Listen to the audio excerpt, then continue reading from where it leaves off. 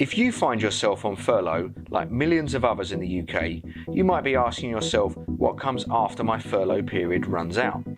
Can I go back to my job as normal?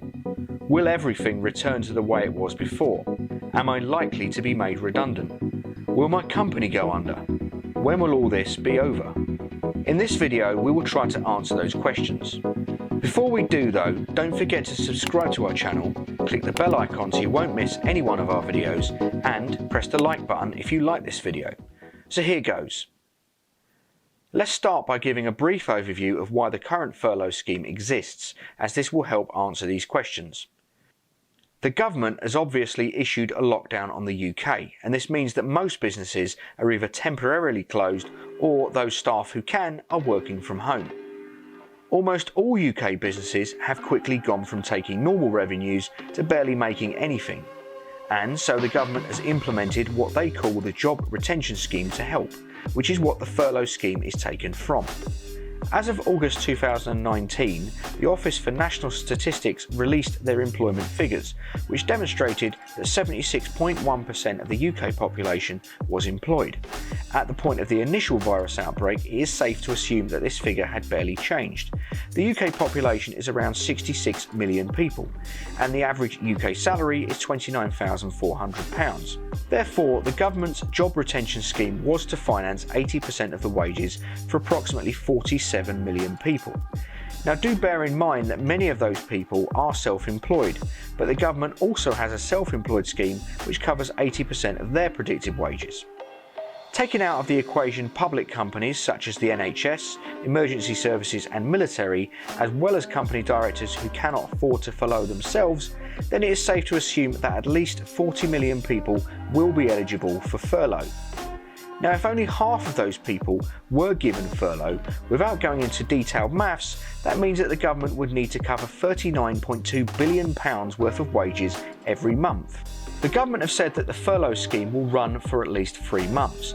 Therefore, that is a staggering £117.6 billion in wages, whilst the country loses approximately an even more staggering £2.5 billion per day in GDP.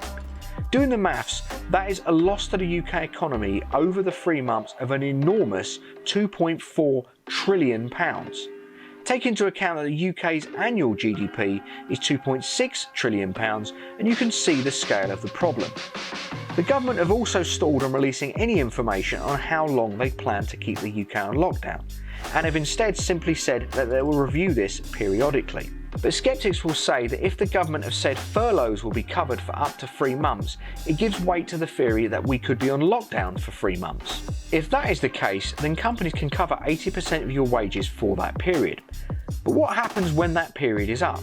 And this is the burning question. The government's actual intention of the furlough scheme is to try to stabilise the economy and ease its recovery after. But when a company loses income, the first thing it will do is cut outgoings to save cash flow. That is generally by way of laying off workers. On a side note, if you are unsure of how a furlough works or are due to be on furlough shortly, we did a video to explain how a furlough works. You can watch this video in the link here. But in the meantime, back to this video. So, if they lay off workers, that means mortgages and bills go unpaid.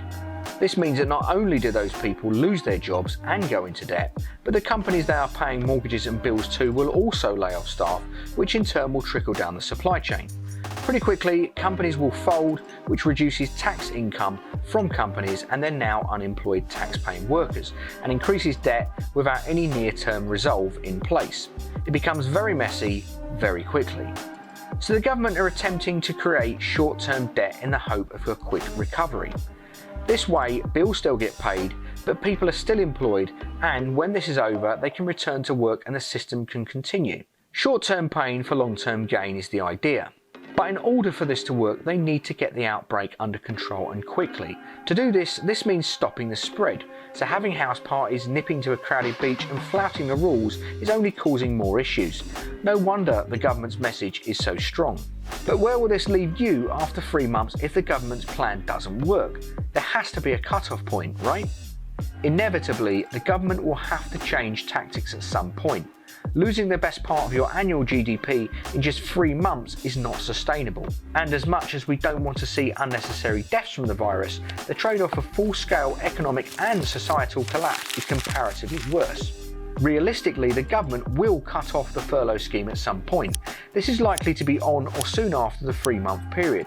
Larger employers or profitable employers will probably be given bailouts or financial support in anticipation, as losing all of their tax-paying staff will be catastrophic.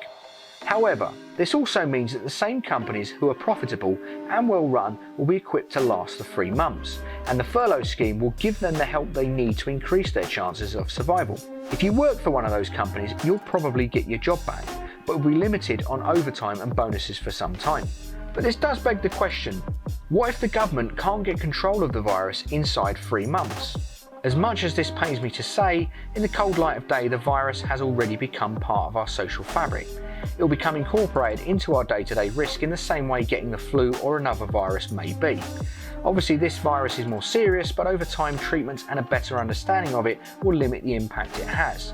Inevitably, we will move toward either herd immunity or a vaccine.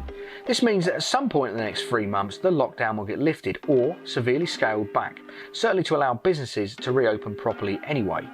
It is likely that before this point, the government will do its best attempts to convince the public that the risk has been reduced, the NHS can handle things, and that life goes on.